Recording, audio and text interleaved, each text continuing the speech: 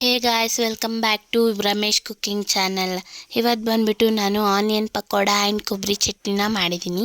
ಇದಂತೂ ಮಳೆ ಚಳಿ ಬಂದಾಗ ತಿನ್ನೋಕ್ಕೆ ತುಂಬಾ ಚೆನ್ನಾಗಿರುತ್ತೆ. ಆ್ಯಂಡ್ ಆನಿಯನ್ ಪಕೋಡ ಕೊಬ್ಬರಿ ಚಟ್ನಿನೂ ಕಾಂಬಿನೇಷನ್ ಸಕ್ಕದಾಗೇ ಇರುತ್ತೆ.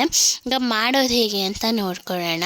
ಇಲ್ಲಿ 7 ಮೀಡಿಯಮ್ ಸೈಜ್ ಈರುಳ್ಳಿನ ತೊಗೊಂಡಿದ್ದೀನಿ. ಎಲ್ಲವನ್ನು ಉದ್ದುದ್ದ ಕಟ್ ಮಾಡ್ಕೊಂಡಿದ್ದೀನಿ. ಅದನ್ನೆಲ್ಲನೂ ಬಿಡಿಸ್ಕೊಳ್ಳಿ ಒಂದೊಂದೇ. ಈಗ ರುಚಿಗೆ ತಕ್ಕಷ್ಟು ಉಪ್ಪನ್ನು ಹಾಕ್ಕೊಳ್ಳಿ. ಈಗ ಎಲ್ಲವನ್ನು ಒಂದ್ಕಿತ ಮಿಕ್ಸ್ ಮಾಡ್ಕೊಳ್ಳಿ. ಈಗ ಇದಕ್ಕೆ 2 ಟೇಬಲ್ ಸ್ಪೂನ್ ಕಾಶ್ಮೀರಿ ಚಿಲ್ಲಿ ಪೌಡರ್ನ ಹಾಕ್ಕೊಳ್ಳಿ. ಇದು ಕಲರ್ ಅನ್ನೋದು ಜಾಸ್ತಿ ಮಾಡುತ್ತೆ ಆ್ಯಂಡ್ ಖಾರ ಅನ್ನೋದು ಕೊಡುತ್ತೆ. ಈಗ ಎಲ್ಲವನ್ನು ಕ್ಲೀನಾಗಿ ಮಿಕ್ಸ್ ಮಾಡ್ಕೊಳ್ಳಿ. ಉಪ್ಪು ಖಾರ ಎಲ್ಲ ಈರುಳ್ಳಿಗೂ ಹೋದರೆ ತುಂಬಾ ಟೇಸ್ಟ್ ಅನ್ನೋದು ಬರುತ್ತೆ.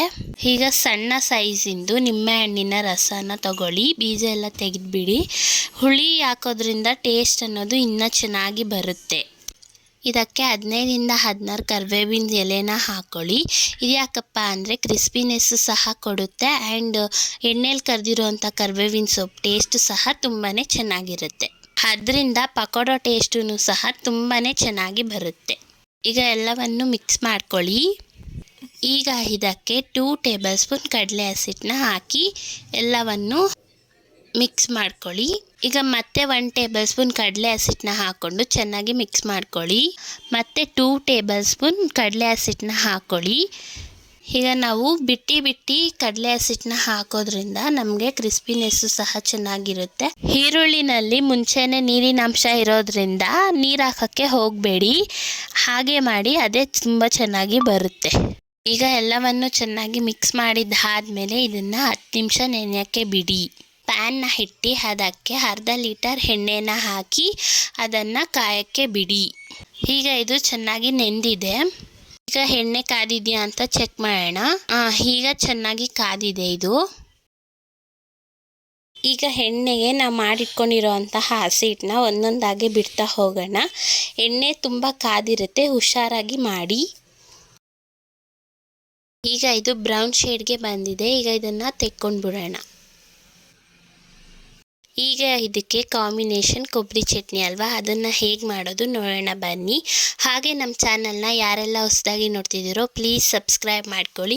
ಹಾಗೆ ಒಂದು ವಿಡಿಯೋಗೆ ಲೈಕ್ ಮಾಡಿ. ಚಟ್ನಿ ಮಾಡೋದಕ್ಕೆ ಬೇಕಾಗಿರೋ ಸಾಮಗ್ರಿಗಳು: ಹುಣಸೆಹಣ್ಣು ನೀರು, ಹಸಿ ಕೊಬ್ಬರಿ ತುರಿ 1 ಕಪ್, ಅರ್ಧ ಇಂಚು ಶುಂಠಿ, 1 ಗೆಡ್ಡೆ ಬೆಳ್ಳುಳ್ಳಿ, ಹಾಗೆ ಸ್ವಲ್ಪ ಕೊತ್ತಂಬರಿ, 4 ಖಾರಕ್ಕೆ ಮೆಣಸಿನ್ಕಾಯಿ, ರುಚಿಗೆ ತಕ್ಕಷ್ಟು ಉಪ್ಪು, ಕಡಲೆಪಪ್ಪು 1 ಕಪ್. ಈಗ ಒಂದು ಮಿಕ್ಸಿ ಜಾರ್ನ ತಗೊಳ್ಳಿ.